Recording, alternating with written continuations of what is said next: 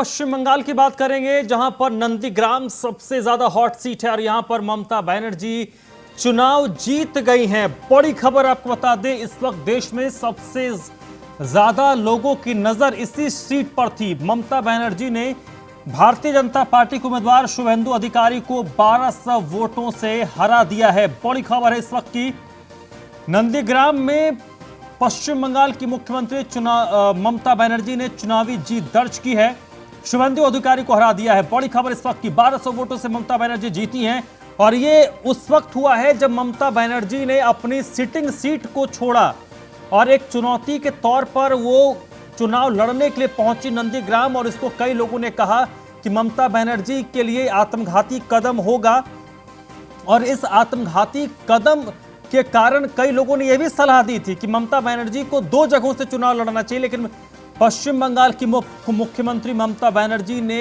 उन तमाम बातों को दरकिनार किया और वो इसी बात पर अड़ी रही कि वो नंदीग्राम से ही चुनाव लड़ेंगे। हालांकि शुभेंदु अधिकारी का ये वर्जन था इस मामले में कि वो ममता बनर्जी के खिलाफ ही चुनाव लड़ेंगे, क्योंकि शुभेंदु अधिकारी भी इस बात को अच्छी तरह से जानते थे कि अगर किसी भी तरीके से बाय हुक बाय क्रुक और किसी भी डेस्टिनी के जरिए ही अगर वो पश्चिम बंगाल की मुख्यमंत्री को चुनाव में हरा देते हैं तो उनका राजनीतिक करियर सीधे सीधे एकदम बॉटम से टॉप पर पहुंच जाएगा। लेकिन उनकी ये मंशा धरी की धरी रह गई। ममता बनर्जी को रक्षा मंत्री राजनाथ सिंह ने बधाई भी दे दी है।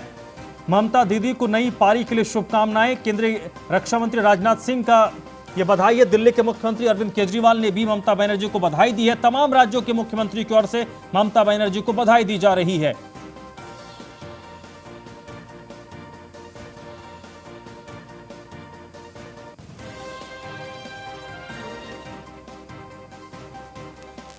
तो बड़ी खबर आपको बता दें, ममता बनर्जी को रक्षा मंत्री राजनाथ सिंह ने बधाई दी है, नई पारी के लिए शुभकामनाएं दी हैं। दिल्ली के मुख्यमंत्री अरविंद केजरीवाल ने बधाई दी है। एनसीपी प्रमुख शरद पवार ने बधाई दी है। झारखंड के मुख्यमंत्री हेमंत सोरेन ने बधाई दी है। इसके साथ ही उत्तर प्रदेश के पूर्व मुख्यमंत्री और सपा अध्यक्ष अखिलेश यादव ने बधाई दी है।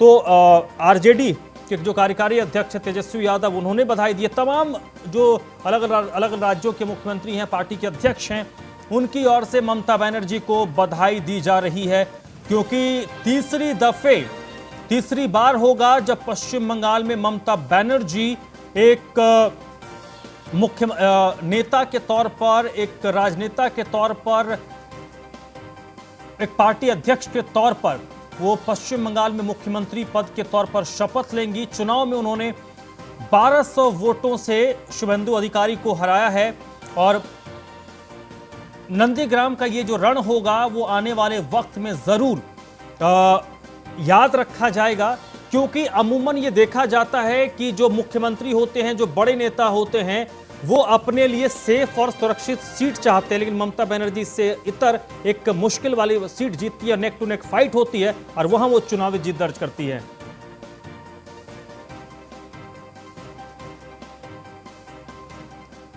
तो इस वक्त विवेक प्रकाश मेरे साथ जुड़ चुके हैं न्यूज रूम से। विवेक, सीधे सीधे अगर कहें तो ममता बनर्जी के लिए एक जीत तो है ही, लेकिन ममता बनर्जी ने जब कांग्रेस छोड़कर अपनी पार्टी बनाई और उसके बाद वो एक फेस बनी, इस जीत के साथ वो पूरे देश में विपक्ष का एक चेहरा हो गई हैं। सबसे बड़ी बात यह है धर्मराज की ममता बनर्जी की ये ऐतिहासिक जीत है। ये जीत उस वक्त ममता बनर्जी ने हासिल की है जब पूरे देश की निगाहें सिर्फ और सिर्फ वेस्ट बंगाल की रिजल्ट पर टिकी हुई थी। आपने देखा किस तरीके से बीजेपी 3 सीटों से अपना सफर शुरू करके और 200 के पार करने का दावा कर रही थी। लेकिन दूसरी तरफ, एक तरफ जहां पूरे बीजेपी में प्रधानमंत्री से लेकर के गृह मंत्री से लेकर के तमाम फौज उतार दी गई थी, पूरा लाव लश्कर उतार दिया गया था। मैंने सुबह भी आपको बताया था कि बीजेपी ने अपनी एक स्पेशल 7 टीम बनाई थी। हर सांसद के जिम्मे या हर उस खास व्यक्ति के जिम्मे 6-6 कंस्टिट्यूएंसी दी गई थी लोकसभा की। पूरा लाव लश्कर उतारने के बावजूद और दूसरी तरफ अकेले ममता, वो भी ममता के जो सबसे करीबी हुआ करते थे शुभेंदु अधिकारी, उनको भी बीजेपी ने तोड़ा था और लड़ाया था उसी नंदीग्राम से, जिस नंदीग्राम में माना जाता था कि ममता बनर्जी और शुभेंदु अधिकारी इनका सिक्का चलता है। वो शुभेंदु अधिकारी जो ममता बनर्जी के लिए वोट मैनेज करते थे आज से 6 महीने पहले तक वो शुभेंदु अधिकारी अब जो है ममता बनर्जी के सामने थे। ऐसा लग रहा था जिस तरीके की कांटे की टक्कर चल रही थी, जिस तरीके की लड़ाई वहां दिख रही थी, हर राउंड में एक नया रोमांच सामने आ रहा था। लग रहा था कि शुभेंदु जीतेंगे या ममता बनर्जी। T20 मैच चल रहा था ये। बिल्कुल, कभी 800 वोटों से ममता बनर्जी जा रही थी तो कभी 6 वोटों से पीछे हो रही थी। आखिरकार 1200 वोटों से अपने ही चेले को चित्त किया है। हालांकि चेले की जो शुभेंदु ने जिस तरीके से लड़ाई लड़ी है उसमें तारीफ करनी पड़ेगी और शुभेंदु की भी।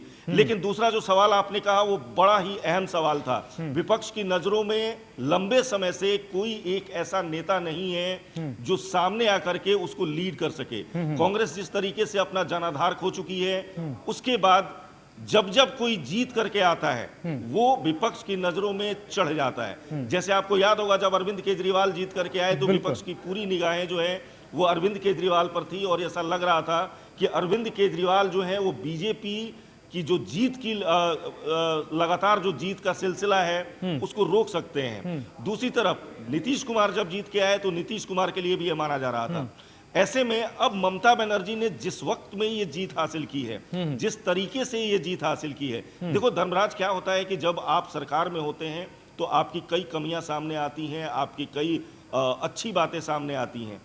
बीजेपी ने 2019 के लोकसभा चुनाव के बाद अपनी जो तैयारी रखी, 2019 के लोकसभा चुनाव के लिए जो तैयारी की, उसके बाद उस तैयारी को बीजेपी ने कहीं भी स्टे नहीं होने दिया, कहीं भी एक दिन का एक पल का विराम नहीं लगाया। कैलाश विजयवर्गीय एक तरीके से लोकसभा चुनाव की तैयारियों के बाद से स्टेशन हो गए थे वेस्ट बंगाल में, कोलकाता, और उसके बाद बड़ा बड़ा लाव लश्कर। ऐसे में ये जीत दर्ज करना ममता बनर्जी का, जहां की पूरी जनता जो है एंटी इनकम्बेंसी को छोड़ रही है, सरकार से अपनी नाराजगी को छोड़ रही है, बीजेपी में नरेंद्र मोदी का जो चेहरा है उस सब को दरकिनार करते हुए अगर फिर ममता बनर्जी को चुनती है तो ये ममता बनर्जी की बहुत बहुत बहुत नहीं, और ममता के ऐतिहासिक जीत मानी जाएगी। ममता के अगर हम पूरे कैरेक्टर को देखें तो इससे पहले चाहे वो 2012 में अखिलेश यादव हों, उससे पहले मायावती हों, या फिर जब 2015 में बिहार में जेडीयू और आरजेडी के गठबंधन की सरकार में नीतीश मुखिया बनते हैं, ये जितने भी हैं, अरविंद केजरीवाल का आपने जिक्र किया, ये लोग जब आते हैं तो ये चुनौती देते हुए लगते हैं। लेकिन ममता बनर्जी इसलिए इनसे अलग है क्योंकि ये अमित शाह हो या नरेंद्र मोदी हो, उनकी आंखों में आंखें डालकर बात करती है और उनको उन्हीं के अंदाज में जवाब देती है। ये जो ममता का कैरेक्टर है ये बाकी देश में किसी नेता में देखने को नहीं मिलता है। देखिए, एक सबसे बड़ी चीज है धर्मराज इस पूरे मामले में, जब आप देखेंगे ममता बनर्जी के जिस आप बात कर रहे हैं, जो उनका जो स्वभाव है या जिस तरीके की उनकी राजनीति है, जब से ममता बनर्जी ने स्टेट की पॉलिटिक्स शुरू की है टीएमसी बना करके, और जब वो वेस्ट बंगाल की पॉलिटिक्स में घुसी हैं, ममता बनर्जी ने केंद्र की तरफ नहीं देखा है। ममता बनर्जी ने अपनी महत्वाकांक्षाओं को दबा करके या एक तरीके से कहें कि समेट करके सिर्फ और सिर्फ वेस्ट बंगाल पर ध्यान दिया है। और केंद्र सरकार की जो भी योजनाएं रही या केंद्र सरकार की जो भी ऐसी चीजें रही जिसका विरोध हो सकता था, मुखर तौर पर ममता बनर्जी ने किया। एक बड़ा सवाल वहां पे एनआरसी को लेकर के था, एक बड़ा वोट का मुद्दा था, उसको समझाने के लिए पूरी बीजेपी की लाव लश्कर की टीम लग गई। लेकिन कहीं ना कहीं ऐसा लग रहा है कि इस पूरे चुनाव में लोग उससे सहमत नहीं हो पाए और ममता बनर्जी की दलीलों पर ममता बनर्जी के साथ रहे। दूसरी चीज, कुछ गलतियां बीजेपी की तरफ से भी हुई हैं। आपको याद होगा जिस तरीके से कुछ ऐसा प्रधानमंत्री ने वहां की रैली में कहा जिसको लेकर के मुद्दा बनाया गया ममता बनर्जी के द्वारा, और ममता बनर्जी की जो विमेन ब्रिगेड थी, जो पूरी महिलाओं की टीम थी, उन लोगों ने उसको एक तरीके से महिलाओं के अपमान का दर्जा दे करके और एक एक जनता तक पहुंचाया। मुझे लगता है कि इसका काफी असर पड़ा है। दूसरी चीज, कोरोना का वक्त चल रहा है, ऐसे में लोगों का सरकारों के प्रति जो है एक तरीके से नाराजगी है। तो मुझे लगता है कि लोगों को पहले और दूसरे चरण में तो बीजेपी ने बेशक लीड किया, लेकिन उसके बाद की जो चीजें रही हैं उसमें ममता बनर्जी ने ये सारे मुद्दे को अपने भुनाया है। और तीसरी चीज, पैर टूटने के बाद व्हील चेयर पर ममता ने जिस तरीके से लगातार रैलियां की, जिस तरीके से लगातार वो मैदान में दिखती रही, उससे मुझे लगता है कि लोगों को अपने नेता पर भरोसा रहा या भरोसा हुआ। और शायद यही वजह है कि एक बार फिर ममता बनर्जी 200 से ऊपर सीटें लाती हुई दिख रही हैं। हालांकि 294 सीटों में 200 से ऊपर सीटें लाना मतलब अपने आप में प्रचंड इतिहास है। बहुमत है ये। इसमें प्रचंड बहुमत। इसमें एक फैक्टर ये भी है विवेक, अगर इस पर कोई बात नहीं कर रहा, 2016 में भारतीय जनता पार्टी को 3 सीटें आती हैं, वहां से वो लोकसभा चुनाव जब 17-18 3 साल के बाद लोकसभा चुनाव होता है, वहां पर वो 18 सीट जीत कर आते हैं, फिर उसके बाद 21 में विधानसभा के चुनाव हो रहे हैं। अगर भारतीय जनता पार्टी, अगर हम अभी जो रुझान के हिसाब से माने 80 सीट लाती है, तो परफॉर्मेंस भारतीय जनता पार्टी का बहुत बढ़िया है। आप उस परफॉर्मेंस को नहीं खराब कह सकते हैं कि उन्होंने खराब परफॉर्म किया स्टेट में। आप 2026 में जब चुनाव, अगला जब विधानसभा चुनाव होगा, नेक टू नेक वो आमने सामने की फाइट होगी। यहां पर आप ये देखिए कि भारतीय जनता पार्टी ने संभवतः महत्वाकांक्षा बहुत ज्यादा हो गई हो, पहली बात। दूसरी ये चीज हो सकती है कि उनका जो कार्डर होता है, चुनाव आप कार्डर से जीतते हैं। टीएमसी का कार्डर गांव-गांव तक पहुंचा हुआ है, भारतीय जनता पार्टी का कार्डर नहीं, क्योंकि उन पर आरोप लगा कि उनके आधा से ज्यादा जो उम्मीदवार थे वो तो एक्सपोर्ट करके बाहर से लाए गए, उनको उन्होंने टिकट दिया। अगर आपका कार्डर होता तो आपको बाहर से लोग लाने नहीं पड़ते। देखिए, 3 से मैंने पहले भी कहा कि 3 से लेकर के और जिस भी आंकड़े पर अभी बीजेपी पहुंची है वो सफर बहुत लंबा है, वो इतना आसान नहीं है। बीजेपी ने एक बड़ा टारगेट दिया था अपने कार्डर्स को, अपने नेताओं को। 200 का पहले दिन से अमित शाह लगातार ये कहते थे कि हम 200 से ऊपर सीटें लेकर के आएंगे, यानी कि 3 सीटों से 200 का जो टारगेट दिया जा रहा है, ये सफर बहुत लंबा है, एक बहुत बड़ी चुनौती थी जिसको बीजेपी पाटने की कोशिश कर रही थी और उसमें कहीं काफी हद तक सफल भी हुई है। दूसरी बात जो आपने लोकसभा की कही, बेशक 18 सीटें जीत करके लोकसभा में आई थी बीजेपी, लेकिन आप ये समझिए कि जब आप केंद्र की राजनीति करते हैं और जो स्टेट की पॉलिटिक्स करते हैं, मुद्दों का बड़ा फर्क पड़ जाता है, लोकल मुद्दे बड़े हावी होते हैं। ऐसे में एक तरफ जहां 2014 से नरेंद्र मोदी की सरकार चल रही है और जिस तरीके से काफी पॉपुलैरिटी नरेंद्र मोदी की सरकार को मिली है, इनफैक्ट अभी भी है। आज भी अगर वेस्ट बंगाल में बीजेपी ने चुनाव लड़ा है तो बीजेपी का कोई चेहरा नहीं था, बीजेपी के चेहरे के तौर पे या पोस्टर बॉय के तौर पे प्रधानमंत्री नरेंद्र मोदी ही थे। ऐसे में 2016 की तैयारियों के बाद 3 सीटों के बाद अगर बीजेपी वहां 18 सीट लेकर के आई तो उसका वोट परसेंटेज बहुत बड़ा है। और इस बार का भी अगर आप वोट परसेंटेज देखेंगे तो लगभग 37% वोट लेकर के बीजेपी इस बार विधानसभा के चुनाव में आई है और ममता बनर्जी लगभग 48% के वोट को क्रॉस कर रही हैं। यानी कि अगर इस तरीके से देखा जाए तो ममता बनर्जी की जो पॉपुलैरिटी है वो बेशक अपने को बरकरार रखने में रही है, लेकिन दूसरी तरफ वोट परसेंटेज के नजरिए से अगर आप देखेंगे तो बीजेपी की बल्ले बल्ले है। ठीक है, चलिए ये तो 2 बात हो गई, लेकिन यहाँ पर ये तो अच्छी बातें हो गई। बुरी बातें इसलिए भी विवेक हैं कि आप देखिए इस सीन से कांग्रेस पार्टी गायब है। प्रणब मुखर्जी जैसे नेता जिस राज्य से निकल कर आए, कांग्रेस के जो लोकसभा में नेता हैं वो जिस स्टेट से आ रहे हैं, वहाँ पर कांग्रेस जीरो है। पहली चीज, वामपंथ का गढ़ माना जाता था, 34 साल वामपंथियों ने आने वाला था धर्मराज, आपको रोकना वो तो गायब हो गए। आना चाहता था हाँ। कि जनता बड़ी समझदार हो चुकी है। आपने देखा होगा राजनीति के पिछले 20 साल को आप अगर अध्ययन करेंगे, 96 के बाद जिस तरीके से कॉलिजन पॉलिटिक्स शुरू हुई, एक करके जो है एनडीए और यूपीए का गठन हुआ जिस तरीके से, उसके बाद जनता अब धीरे धीरे करके ऊब चुकी है उस पूरे परिपाटी से और कहीं ना कहीं जनता को ये लगता है कि हम उसके साथ जाएं जो आगे दिख रहा है। 50 सालों तक काबिज रहने के बाद सत्ता पर लेफ्ट आज कहीं नहीं है।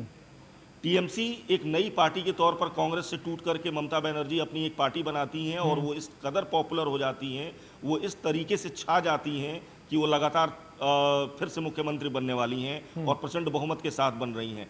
कांग्रेस अपना जनाधार लंबे समय से खो चुकी है और कांग्रेस, मुझे लगता है कि इस चुनाव में कांग्रेस ने अपने आप को कहीं ना कहीं साइड में भी रखा था। कांग्रेस को ये लग रहा था कि अगर हम बहुत ही अग्रेसिव मोड में जाते हैं तो उसका फायदा सीधे सीधे बीजेपी को पहुंचेगा, क्योंकि वोट बैंक जो है वो ममता बनर्जी का और इनका कांग्रेस का, ये सब आपस में एक दूसरे के वोट काटते और उसका फायदा जो है वो बीजेपी को मिलता। तो मुझे लगता है कि कांग्रेस ने कहीं ना कहीं अपने आप को किनारे कर लिया था और इनडायरेक्ट सपोर्ट में वो ममता बनर्जी। लेकिन इसका विवेक एक दूसरा साइड इफेक्ट है कांग्रेस के लिए, तो अब एक बड़ी चुनौती आ गई, क्योंकि अब राहुल विपक्ष नेता के तौर पर राहुल गांधी की पिछले 2014 से हम देखें तो उनकी उपलब्धि के नाम पे उनके पास कुछ नहीं है। अब तो विपक्ष कह सकता है ना कि उनके पास एक नेता है जो प्रधानमंत्री मोदी के समक्ष हम उनको खड़ा कर सकते हैं, वो ममता बनर्जी है। देखिए, ये कवायद विपक्ष बहुत लंबे समय से कर रहा है और अभी तक इस पर कोई सहमति नहीं बन पाई है। आप देखेंगे जिस समय चुनाव हो रहे थे 2014 के और अरविंद केजरीवाल उस समय अपना एक तरीके से सत्ता छोड़ करके और वाराणसी से चुनाव लड़ने चले गए नरेंद्र मोदी के खिलाफ। उस वक्त ऐसा लगने लगा था या आम जनमानस के मन में ये था कि अरविंद केजरीवाल ऐसा नेता है जो कि मोदी को टक्कर दे सकता है या मोदी एक विपक्ष का चेहरा बन सकता है। लेकिन विपक्ष बहुत हिस्सों में बटा हुआ है। विपक्ष जो है, कांग्रेस एक बड़ी पार्टी थी, लेकिन उसके अलावे जो लोग हैं वो सब क्षेत्रीय पार्टियां हैं। क्षेत्रीय पार्टियों की अपनी अपनी राजनीति होती है, अपने अपने राजनीतिक फायदे नुकसान को देखते हुए वो आगे काम करते हैं। आपने यूपी में देखा होगा, पिछले चुनाव में ममता बनर्जी, ये मायावती और अखिलेश यादव दोनों साथ हो गए। लोकसभा चुनाव में फायदा उनको नहीं दिखा, विधानसभा के लिए फिर अलग अलग दिखने लगे हैं। अनाउंस कर दिया कि अकेले अकेले चुनाव लड़ेंगे। तो क्षेत्रीय पार्टियां जो होती हैं उनके अपने राजनीतिक लाभ और फायदे जो वो देखती हैं, उनके लिहाज से उनका एकजुट होना बहुत ही मुश्किल हो जाता है। और ऐसे में एक नेता कौन होगा? अगर अरविंद केजरीवाल को चुनते हैं तो ममता बनर्जी आ जाएंगी आड़े। अगर ममता बनर्जी को चुनते हैं तो आज भले अखिलेश यादव उनको कांग्रेचुलेट कर रहे हैं और उनको ट्वीट करके बधाई दे रहे हैं, लेकिन अगर विपक्ष के नेता के तौर पे अगर 16 पार्टियां मिल करके ये कहती हैं कि नहीं, विपक्ष का नेता जो है वो ममता बनर्जी होगी, तो प्रधानमंत्री बनने की जो महत्वाकांक्षाएं थोड़ा हिपोथेटिकल सवाल है अंदर हैं और शायद इसी वजह से ये एकजुट नहीं हो पाते। एक थोड़ा हिपोथेटिकल सवाल है, थोड़ा मैं 6 महीने साल भर आगे बढ़ जाता हूं। उसका एक सवाल है, क्या ये कहीं से सिनेरियो नजर आता है कि ममता पश्चिम बंगाल छोड़ के सेंटर की राजनीति करे और अभिषेक को वो बंगाल दे दे? क्योंकि जितने लोग इनके खासम खास छोड़ के गए, सबको नाराजगी तो अभिषेक से थी। अभिषेक को वो बंगाल शिफ्ट कर दे और खुद वो सेंटर की राजनीति करने लगे। कह सकते हैं ये संभावना जताई जा रही है। चुनाव के पहले से ही एक तरीके से ये संभावना जताई जा रही है कि अभिषेक को ममता बनर्जी जो है अपने उत्तराधिकारी के तौर पे प्रस्तुत कर रही हैं, प्रेजेंट किया है अलग अलग रैलियों में। इस बार अभिषेक बनर्जी की जो एक्टिविटी दिखी है वो इसके पहले कभी नहीं थी। लोकसभा चुनाव में भी कहीं नहीं थी। ममता बनर्जी उस समय कैंपेन कर रही थी, अभिषेक बनर्जी सिर्फ मैनेजमेंट और पार्टी को समझने की भूमिका में थे। लेकिन इस बार जिस तरीके से एक्टिव पार्टिसिपेशन दिखा है अभिषेक का, उससे ऐसा माना जा रहा है कि ममता बनर्जी कहीं ना कहीं अब अपने को अपने उत्तराधिकारी पर अपना सारा बोझ दे करके और थोड़ा किनारे होना चाहती हैं। और हो सकता है जो आप कह रहे हैं कि आने वाले समय में विपक्ष एक बार फिर लामबंद होने की कोशिश करे और अगर उसमें ममता का नाम ऊपर आता है तो शायद ममता बनर्जी एक बार फिर 2024 में केंद्र की पॉलिटिक्स करती हुई दिखें, क्योंकि 5 साल में अब बहुत वक्त नहीं है। चल ठीक है, विवेक आप मेरे साथ बने रहिएगा। कैलाश विजयवर्गीय इस वक्त हमारे साथ जुड़ चुके हैं, भारतीय जनता पार्टी के वरिष्ठ नेता। कैलाश जी, बंगाल में जो नतीजे आ रहे हैं उस पर पहली प्रतिक्रिया क्या होगी आपकी? देखिए, निश्चित रूप से हम हारे हैं और ममता जी जीती है। मैं ममता जी को बधाई देता हूँ और हम हार स्वीकार करते हैं। और पर इतना आग्रह जरूर करूंगा कि जो प्रदेश में अराजकता मची है, कार्यालय में आग लगाई जा रही है और हर जगह कार्यकर्ताओं के घरों में पिटाई हो रही है, उसको रोकना चाहिए ममता जी को। और हार की जय जयकार में इस प्रकार अराजकता नहीं हो प्रदेश में, इतना जरूर अपेक्षा करूंगा। ठीक है, तो हार के पीछे वजह क्या है? क्या आप लोग शुरुआती तौर पर, क्योंकि आप लंबे वक्त से बंगाल में कैंप कर रहे हैं, तो आपको कोई वजह क्या समझ में आती है? चलिए, फोन कट गया है कैलाश विजयवर्गीय का। जो उन्होंने सबसे पहली बात कही है कि वो बधाई देते हैं पश्चिम बंगाल की मुख्यमंत्री ममता बनर्जी को, और एक आरोप उन्होंने लगाया है कि भारतीय जनता पार्टी के कार्यालयों में जो हमला हो रहा है, उनको जो जलाया जा रहा है, उस पर जरूर ममता बनर्जी संज्ञान ले और उनको रोके। विवेक मेरे साथ जुड़े हुए हैं न्यूज रूम से। विवेक, बंगाल में जिस हिंसा की बात हो रही थी, जिस हिंसा को लेकर भारतीय जनता पार्टी आगे बढ़ रही थी कि उनके सैकड़ों कार्यकर्ताओं की हत्या हुई, लेकिन उसी बात की ओर इंगित कर रहे थे कैलाश विजयवर्गीय। हालांकि उन्होंने फोन जरूर काट दिया या कट गया पता नहीं, लेकिन भारतीय जनता पार्टी के लिए इस हार को हजम करना या पचाना बड़ा मुश्किल होगा, क्योंकि बड़ी ताकत उन्होंने झोंकी थी इस चुनाव में। देखिए, जाहिर सी बात है, बीजेपी ने, मैंने पहले भी बताया आपको कि कैलाश विजयवर्गीय तो वो रणनीतिकार हैं जिन्होंने लोकसभा में 18 सीटों की बढ़त दिलाने का, या यूं कहें 18 सीटें बीजेपी के खाते में डलवाने का श्रेय जिसके पास है। उसके बाद कैलाश विजयवर्गीय लगातार वहां कैंप कर रहे थे। पूरी रणनीति वेस्ट बंगाल की जो भी थी वो कैलाश विजयवर्गीय और उसके बाद सीधे सीधे अमित शाह के जरिए जा रही थी। लेकिन ऐसे में जब वो जीतते हुए नहीं दिख रहे हैं तो जाहिर सी बात है उनका उदास होना लाजमी है। लेकिन जो हिंसा की बातें हैं और जो सारी चीजें हैं, बीजेपी ने इसको बड़ा मुद्दा बनाया था। इस बड़े मुद्दे को जब ऐसा लगा ममता बनर्जी को कि ये मुद्दा हावी होता जा रहा है, तो ममता बनर्जी ने इन लोगों के लिए बाहरी का मुद्दा बनाया।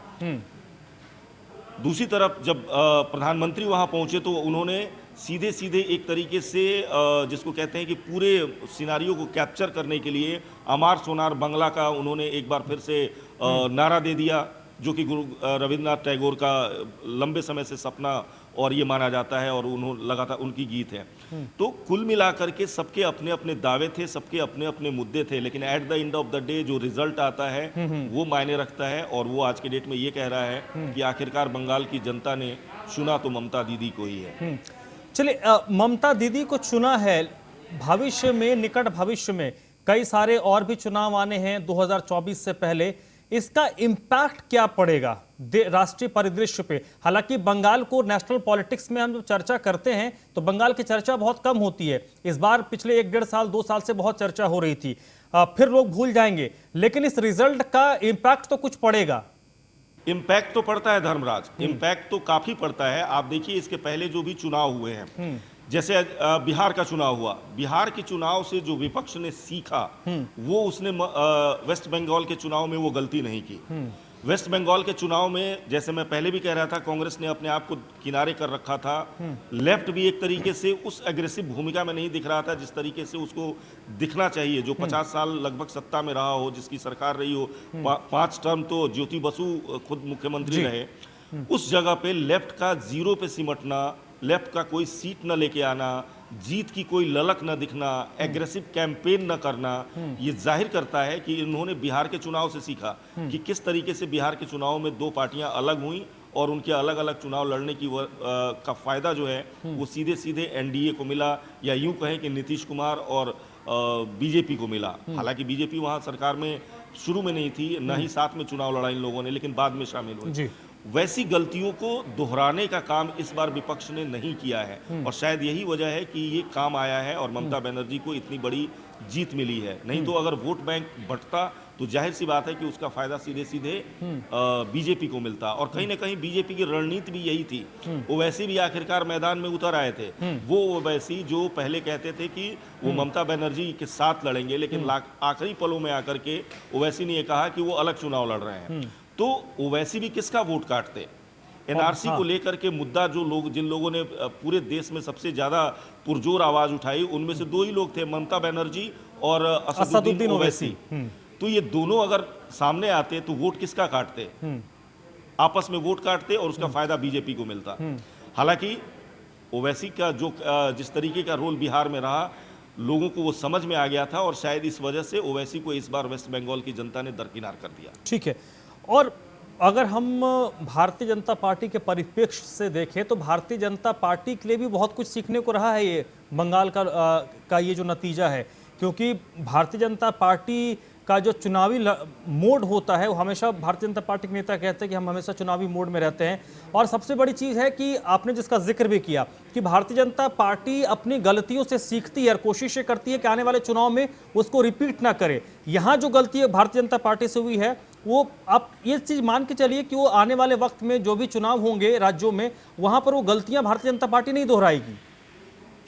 देखिए, बीजेपी भले हार गई है, लेकिन आप इस बात को समझिए, किसी भी जगह पे 294 सीटों की विधानसभा में जो पार्टी 3 सीट पर हो, वो अगले चुनाव में अगर 90 पर आती है तो ये 30 गुने का जंप है। बिल्कुल, उस लिहाज से अगर देखेंगे तो मैं मानता हूं कि बीजेपी ने काफी सफलता प्राप्त की है।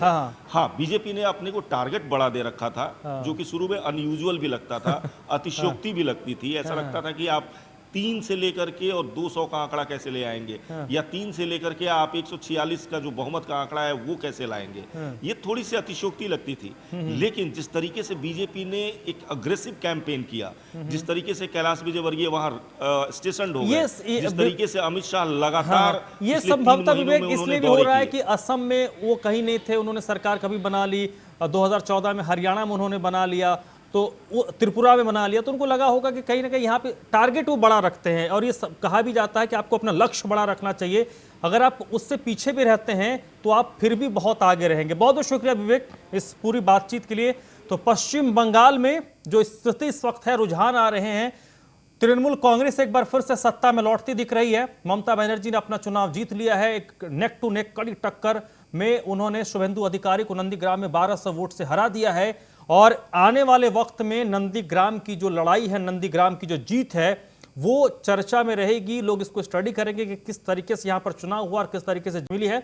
लेकिन पश्चिम बंगाल में तृणमूल कांग्रेस की वापसी राष्ट्रीय परिदृश्य में एक बड़ा बदलाव लेकर आई।